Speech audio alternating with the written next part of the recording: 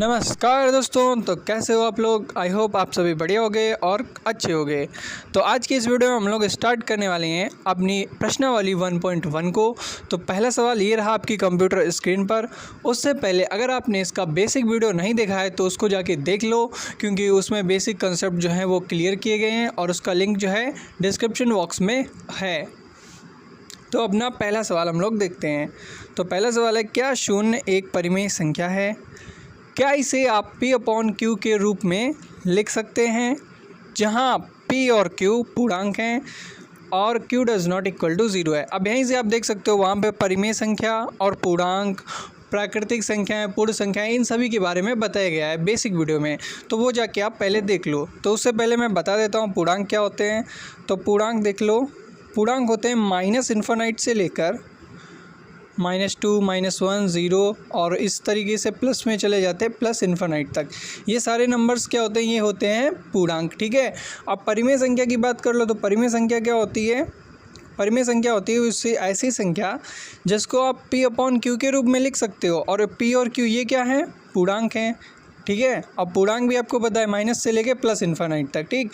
और जो एक Q हमारा है, जो Q है वो 0 नहीं होना चाहिए, यानी कि Q जो है हमारा 0 नहीं होगा। अगर 0 हो जाएगा, जैसे 1/0 हो जाएगा, तो ये इन्फिनिट हो जाएगा, तो वो जो कि ठीक नहीं होता है। ठीक है। तो अभी देखो शून्य की बात की है, तो शून्य के नीचे हम क्या लिख सकते हैं? 1। तो 0 देखो पूर्ण संख्या में आ रहा है। एक भी पूर्ण संख्या मतलब पूर्णांक में है, तो ये दोनों क्या हो गए? पूर्णांक हो गए। और नीचे जो एक दूसरी शर्त है कि Q जो है 0 नहीं होना चाहिए, तो Q यहाँ पे क्या है? 1 है। तो इसलिए क्या है? ये एक परिमेय संख्या है, क्योंकि Q 0 नहीं है और P और Q दोनों वो क्या हैं? पूर्णांक हैं। तो अभी हम लोग आ चुके हैं अपने दूसरे सवाल पर। तो दूसरा सवाल है, 3 और 4 के बीच 6 परिमेय संख्याएं ज्ञात कीजिए। ठीक है। तो जहाँ पर भी आपको परिमेय संख्या निकालने के लिए बोला जाए, तो वहाँ पर आप देख सकते हो जितनी भी बोला है, जैसे 6 बोला है, तो 6 के बाद का नंबर क्या होता है? 7 होता है। ठीक है। तो 7 को आपको क्या करना है? वो संख्याएं लिखनी है, 3 और 4। फिर इनके अंश हर बनाने हैं। तो हर नहीं है तो 1 लिख लेंगे और इसके नीचे भी 1 लिख लेंगे अगर हर नहीं है। वैसे हर होना चाहिए। ठीक है। तो देखो इसमें भी 7 से गुणा करो अंश में और हर में भी, उसी तरीके से इसमें भी गुणा करो और इसमें भी गुणा कर दो। तो ये आ जाएगा 7×3 21/7 और ये आ जाएगा 7×4 28/7। ठीक है।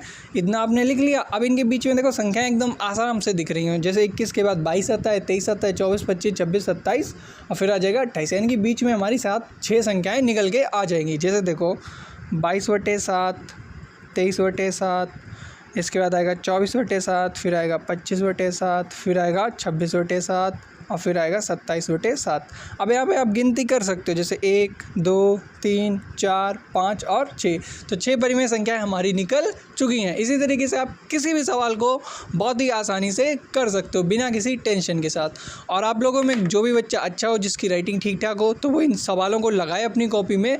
तो वो जो नोट्स होते हैं ना, उनको वो शेयर कर दे मेरे पास। ठीक है। तो अभी हम लोग हैं अपने 3 नंबर सवाल पर। 3 नंबर भी 2 नंबर की तरह सेम है। 3/5 और 4/5 के बीच 5 परिमेय संख्याएं ज्ञात कीजिए। तो मैंने क्या बोला? जितनी पूछी जाए उसको लिखो, उसके आगे का नंबर लिखो, यानी कि 6। तो 6 को आपको क्या करना है? अंश और हर में गुणा करना है। 3/5 और ये हो गया 4/5। ऊपर भी 6 से, नीचे भी 6 से, इसमें भी 6 से और इसमें भी 6 से। ये कितना होगा? 6×3 18। नीचे कितना होगा? 6×5 30। इधर आ जाओ, 6×4 24 और ये कितना आएगा? 6×5 30। ठीक है। अभी देखो इनके बीच में क्या? 18 के बाद क्या आएगा? 19/30। ठीक है। फिर 19 के बाद आएगा 20/30, फिर आएगा 21/30, फिर आएगा 22/30 और फिर आ जाएगा 23/30। इस तरीके से देख सकते हो 5 परिमेय संख्याएं एकदम आसानी से जो है आ चुकी हैं। तो आपको एक सवाल मैं और देता हूं, जैसे 4/3 और 2/3 के बीच में आपको 4 परिमेय संख्याएं निकालनी है। ये रहेगा आपका होमवर्क। ये आपको होमवर्क करना है। ठीक है। ये आपको करके बताना है। तो अभी हम लोग अपने आखिरी सवाल पर हैं, जो कि 4 नंबर। तो 4 नंबर क्या कहता है? नीचे दिए गए कथन सत्य हैं या असत्य, कारण के साथ अपने उत्तर दीजिए। ठीक है। तो हम कथन को पढ़ेंगे, फिर अपने हिसाब से उत्तर देंगे, उसकी व्याख्या भी करेंगे। ठीक है। तो प्रत्येक प्राकृत संख्या एक पूर्ण संख्या होती है। तो हमें सबसे पहले प्राकृत संख्या पता होनी चाहिए। देखो 1, 2, 3, 4 से लेके आप इन्फिनिट तक चले जाओ, तो वो क्या है? प्राकृत संख्याएं।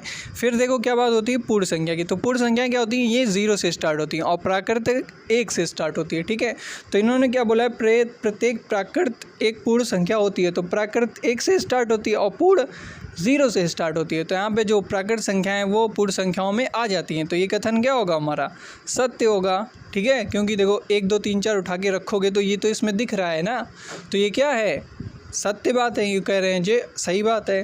दूसरी बात, प्रत्येक पूर्णांक एक पूर्ण संख्या होती है। तो पूर्णांक में देखो -इन्फिनिटी से लेकर +इन्फिनिटी तक है, लेकिन इसमें क्या है, सिर्फ 0 के आगे, 0 के पीछे नहीं। अगर मैं -2 ले लूँ या -4 ले लूँ तो ये क्या पूर्ण संख्या में है, नहीं है। तो ये बात इनकी क्या है, ये बात इनकी गलत है, यानी कि असत्य है।